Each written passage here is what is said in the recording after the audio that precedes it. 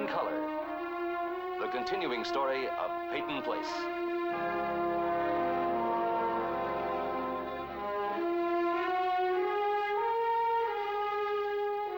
Starring Dorothy Malone as Constance Mackenzie, Ed Nelson as Michael Rossi, Ryan O'Neal as Rodney Harrington, Barbara Parkins as Betty Anderson, Tim O'Connor as Elliot Carson, Christopher Connolly as Norman Harrington, Patricia Morrow as Rita Harrington, James Douglas as Stephen Cord.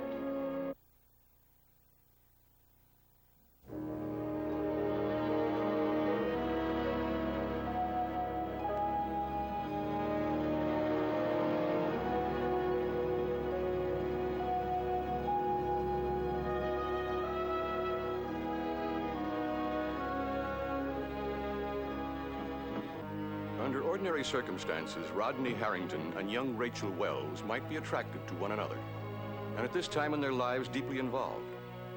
But Rodney used to bring Allison Mackenzie home to the same house, and his time with Rachel in his mind is stolen time, stolen from the missing Allison. And tonight, still another problem came between them. Dr. Michael Rossi returned to Peyton Place, and Rachel could not hide her interest in him.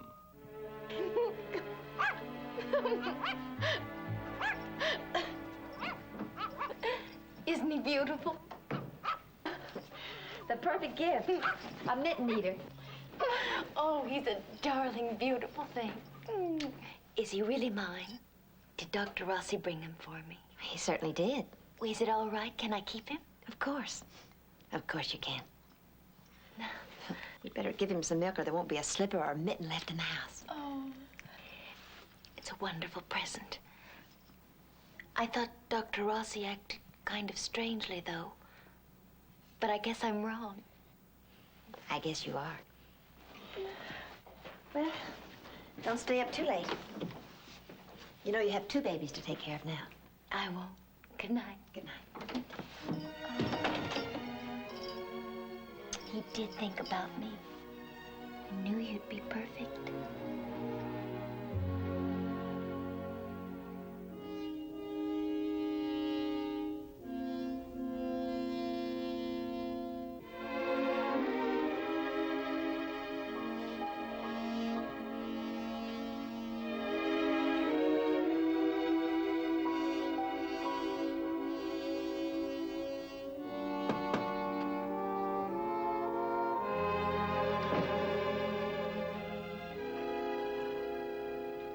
I want to talk to you a minute.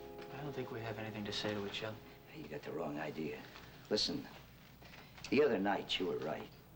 I've had time to think it over. You were right. I shouldn't have called my niece. I don't mean to, but somehow or other I set her teeth on edge. Is that all? I want you to know that I'm not going to bother. No more phone calls or nothing. I think that's great. There's something else. Oh, yeah? What? I just think I ought to tell you about my niece. She's not your niece. You were out with her tonight. I saw you driving through the square a little while ago. So? Take it easy. I'm not going to cross-examine you or anything. I don't blame you for taking a fancy to her. She's quite a looker. Hardly seems possible that skinny little bag of bones rounding out like that. Chandler, you can stow all the phony nostalgia. I'm not buying it. Now, if you've got something to say, say it. Okay. What I'm trying to say is that Rachel isn't like most of the girls these days. She was raised different. You might even call it old-fashioned. Her Aunt Lucy was strict with her, mighty strict. She didn't hold with her having dates and boyfriends and carrying on. She may look like she can handle it. You know what I mean? But you gotta keep her upbringing in mind. In other words, take it easy, understand? Oh, you understand something. You stay away from Rachel. She's not your responsibility anymore. Who she goes out with or what she does is none of your business. So long, Chandler. Oh, and Chandler, do me a favor. Don't advise me on how to treat Rachel. I don't need it. Understand?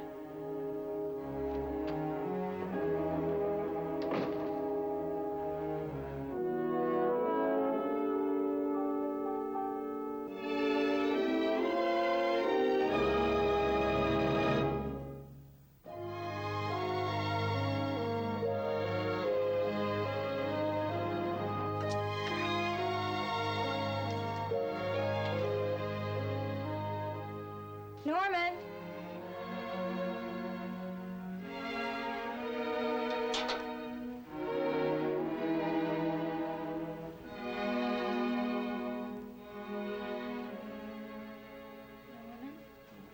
Wake up. Your breakfast is on the table. Come on. Well, what table is my breakfast on? Well, I have to say that, because if I don't, you'll wait till the last minute and everything gets cold. Your orange juice and your vitamin are out there. Can I have a kiss? You have to do all the work. Fried eggs are scrambled. I'll take the blue plate special if I can have 5 more minutes of sleep. Norman, come on, please sit up. Here's your bathrobe. Put one arm in. That's good. Right there. That's good. Now this one. Yeah. You know, nobody likes to get up in the morning. But I guess I'm luckier than you are. Yeah. You don't have anybody to wake you up. No, I only have to go downstairs to work, and then I have a whole drugstore full of food. But you have to trudge all the way to school without any breakfast. Just a few Z's, please. The only times I have to trudge is when I don't get enough sleep. And then wade through hours of classes on an empty stomach. No wonder you get discouraged. It's from hunger. And it's all my fault. From now on, it's my wifely duty to see that you eat a good breakfast every morning. Hey, you remember when I told you I wanted you to keep nagging me? Yeah? I lied. Sit down. I'll go get your toast. You don't understand. The couple of times you have fixed my breakfast for me, I was punchy all day. And once in Mr. Hilliard's class, I fell asleep, which is one class I can't afford to fall asleep in, because that's one of the classes I'm failing. And Mr. Hilliard puts me to sleep without any help from you. So, if you have my best interest in mind,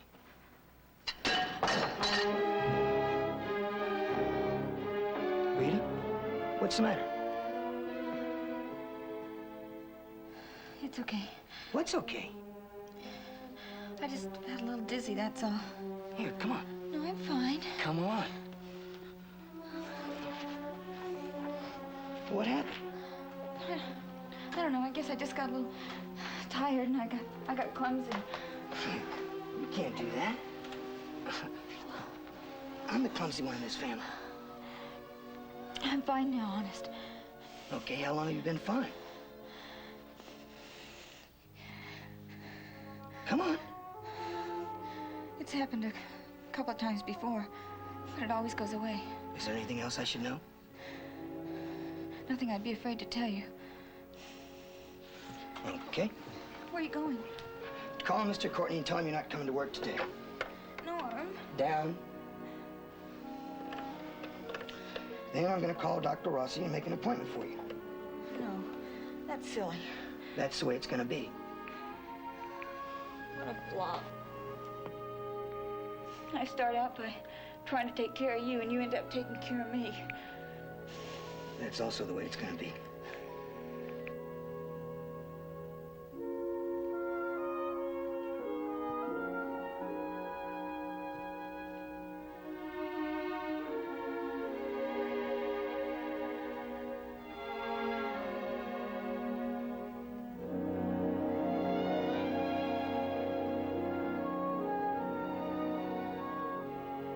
Hi. Hi. I've been trying out the living room. It's fun, isn't it? It's your average, splendid living room. Is that going to be your chair? I'll make my decision later. Have you been spying on me? From the second we moved in. How's the weather up there? Warm, hot air rises.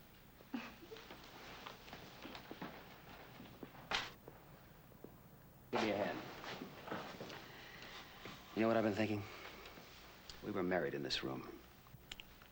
Do you take this man? Do you take this woman? Stephen, do you really think we'll be able to make this place ours? Oh, yes, I do. I sat in that chair, and I was comfortable. No ghosts. I sat in it, and I made it mine. Come here. Sit down. I think what I'll do is wrap you up. Any special reason? No, I just, want to see how you look wrapped up? How do I look? Oh, you look good in anything. Anything at all. We'll take a little bit at a time.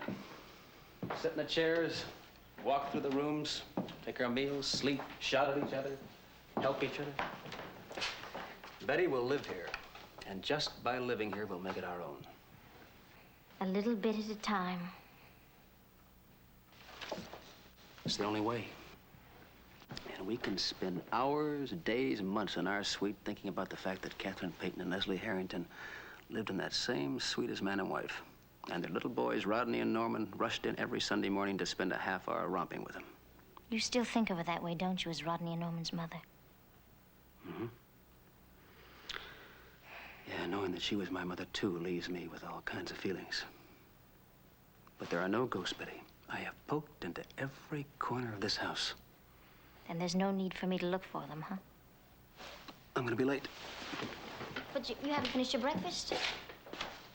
Well, that's my breakfast, isn't it?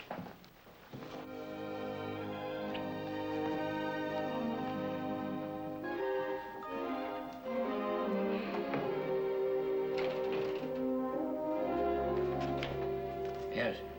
Hello, Les. Would you please check with my secretary before you come barging in here? Oh, there's nobody out there, Les. Chandler, Jack Chandler. I've called, I've dropped by, I've left messages. You took off a little late, Les. What can I do for you? Nice. Roomy. Gives a man space to breathe. Not like the back room at Ada's, huh, Les? Cramped, smoky, those radiator pipes banging so the man couldn't hear himself think. Forrest. Jack Forrest. It's been a long time, Les. Who'd you think I was? I don't know. Somebody I used to know on the road. What can I do for you? I want to say hello to my old friend Les Harrington. Don't you want to say hello to your old friend Jack Forrest? Chandler, Jack Chandler. We were never friends. Business acquaintances then? Not even that. Only because somebody beat us to our business. They said, or at least you said it was your wife. What do you think you have? And what do you think you're going to do with it? I may have a little hay behind my ears, but it ain't seeped into my brain. There's nothing I can do with what I know, and even less I want to do with it. Why did you show up here? Almost 20 years ago, you almost found a job for me. I thought maybe you could find one now. I'm sorry. Not the same thing. Work here. Doing what? Anything you want me to do. We're laying men off. Not all of them go back as far as we do, Les. That sounds like pressure, Forrest. The kind that starts with a quick loan and works its way up to a steady salary. Blackmail's not my game, Les. Good, because I'm not playing it either. You can shout your story from the middle of the square. A lot of people may believe it, but nobody can prove it. When Eddie Jack sprung us together, he said he knew a guy who wanted a job done. I didn't ask him what, only how much he'd pay me to do it. I'm still only asking that. Well, maybe I can find something for you. Thanks. But maybe I can't. Just try, Les. If I do put you on, get used to calling me Mr. Harrington. Anything you say, Mr. Harrington. Forrest. Chandler. The first name's still Jack, though. Elizabeth Carson was killed by my wife. My wife is dead. So is Elizabeth Carson. Don't try bringing either of them back again. I get your message, Mr. Harrington. Make sure that you do. I'll let you know about the job.